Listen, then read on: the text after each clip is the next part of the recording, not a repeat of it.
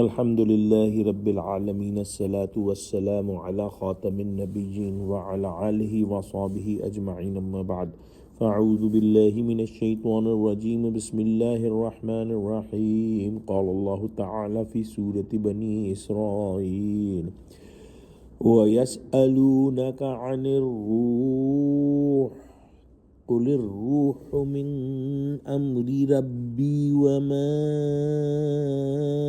أوتيتم من العلم إلا قليلا۔ ترجمہ: اور تم سے روح کے بارے میں سوال کرتے ہیں، کہہ دو کہ وہ میرے پروردگار کی ایک شان ہے اور تم لوگوں کو بہت ہی کم علم دیا گیا ہے۔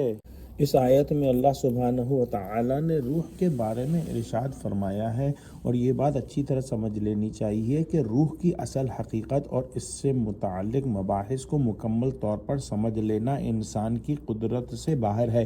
اس موضوع پر اتنی تفصیلات موجود ہیں کہ اگر ان سب کا بیان کیا جائے تو کئی گھنٹوں کا لیکچر درکار ہو۔ اس کے ساتھ ساتھ اس سوال کا تاریخی پس منظر بھی سمجھ لینا چاہیے جو اس آیت میں آیا ہے کہ وہ روح کے بارے میں پوچھتے ہیں۔ یہ سوال کیسے سامنے آیا؟ روایات میں آتا ہے کہ مدینے کے یہود نے رسول اللہ صلی اللہ علیہ وسلم کو آزمانے کے لیے یہ سوال کیا تھا کہ انسانی روح کیا چیز ہے، اس کی ماہیت اور حقیقت کیا ہے۔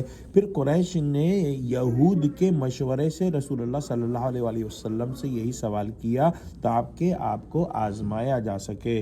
قرآن کریم کے اندر روح کا لفظ 3 معنوں میں استعمال ہوا ہے۔ ایک معنی انسانی روح ہے، وہ لطیف حقیقت جس کے ذریعے انسان کو انسانیت کا شرف ملتا ہے۔ دوسرے معنی میں روح سے مراد حضرت جبرائیل علیہ السلام ہیں جو وحی لے کر نازل ہوتے ہیں۔ تیسرے معنی میں روح کا لفظ وحی کے لیے بھی استعمال ہوا ہے، جیسا کہ فرمایا کہ وَكَذَلِكَ أَوْحَيْنَا إِلَيْكَ رُوحًا مِّنْ أَمْرِنَا، یعنی وحی کو روح کہا گیا ہے کیونکہ وہ دلوں کو حقیقی زندگی عطا کرتی ہے۔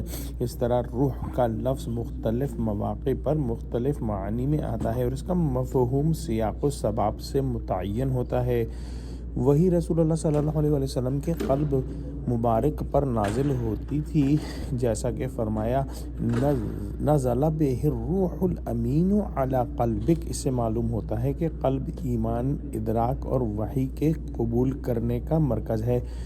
علماء کرام نے بیان فرمایا ہے کہ کائنات کو 2 اعتباری دائروں میں سمجھا جا سکتا ہے۔ ایک عالم خلق ہے جس میں چیزیں تدریج، اسباب اور مراحل کے ساتھ وجود میں آتی ہیں اور جہاں زمان و مکان کا نظام پایا جاتا ہے۔ دوسرا عالم امر ہے جو اللہ تعالیٰ کے حکم سے متعلق ہے اور ہمارے معروف زمانی و مکانی نظام سے ماورا ہے۔ روح کا تعلق اسی عالم امر سے ہے، اس لیے اس کی حقیقت عام مادی قوانین سے بلند ہے، اگرچہ اس کے آثار دنیا میں وقت کے اندر ظاہر ہوتے ہیں۔ انسان کی حقیقت 2 چیزوں سے مرکب ہے۔ ایک اس کا جسم ہے جو عالم خلق سے تعلق رکھتا ہے اور زمین سے پیدا ہوتا ہے۔ نطفہ بھی زمینی غذا سے باپ کے جسم میں بنتا ہے اور ماں کے رحم میں جسم کی نشو و نما بھی مادی اسباب کے تحت ہوتی ہے۔ تمام تر غذا زمین سے ہی حاصل ہوتی ہے جس سے کہ بچے کا جسم بنتا ہے۔ دوسری طرف روح ہے جو عالم امر سے تعلق رکھتی ہے۔ حدیث میں آتا ہے کہ جب بچہ ماں کے پیٹ میں ایک خاص مرحلے یعنی تقریباً 4 ماہ کو پہنچتا ہے تو ایک فرشتہ اس میں روح پھونک دیتا ہے۔ اس طرح وہ جسم ایک انسان بن جاتا ہے جو کہ جسم اور روح کا مجموعہ ہے۔ علماء نے یہ بھی بیان کیا ہے کہ روح کا قلب کے ساتھ خاص تعلق ہے کیونکہ قلب ایمان، شعور اور معرفت کا مرکز ہے اور وحی بھی اسی پر نازل ہوتی ہے۔ البتہ روح کی حقیقت اور اس کا دقیق تعلق کس طرح سے ہے، اس کا مکمل علم اللہ سبحانہ و تعالیٰ ہی کے پاس ہے۔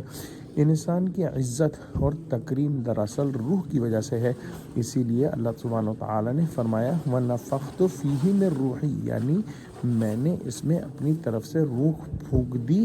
اس وقت فرشتوں کو آدم کو سجدہ کرنے کا حکم ہوا۔ یہ نسبت اعزاز اور شرف کے لیے ہے، اور ایسا ہی ہوا کہ اس کے بعد فرشتوں کو حضرت آدم علیہ السلام کو سجدہ کرنے کا حکم دیا گیا۔ یہی وہ عظیم امانت ہے جسے انسان نے قبول کیا، جبکہ دیگر مخلوقات اس کو اٹھانے سے پیچھے ہٹ گئیں۔ چونکہ روح کا تعلق عالم بالا سے ہے، عالم امر سے ہے، اس لیے وہ اللہ سبحانہ وتعالیٰ کی طرف مائل ہوتی ہے اور بلندی اور پاکیزگی چاہتی ہے، جبکہ جسم جو مادی عناصر سے بنا ہے انسان کو خواہشات اور دنیا کی طرف کھینچتا ہے۔ لہٰذا انسان کی اصل آزمائش یہی ہے کہ وہ اپنی نفسانی خواہشات کو قابو میں رکھ کر اپنی روح کو اللہ سبحانہ وتعالیٰ کی طرف بلند کرے اور اس کی قربت حاصل کرے۔ دعا کرتے ہیں کہ اللہ سبحانہ وتعالیٰ ہم کو قرآن کا فہم عطا فرمائے۔ آمین۔ وآخر دعوانا الحمد للہ رب العالمین۔ السلام علیکم ورحمۃ اللہ وبرکاتہ۔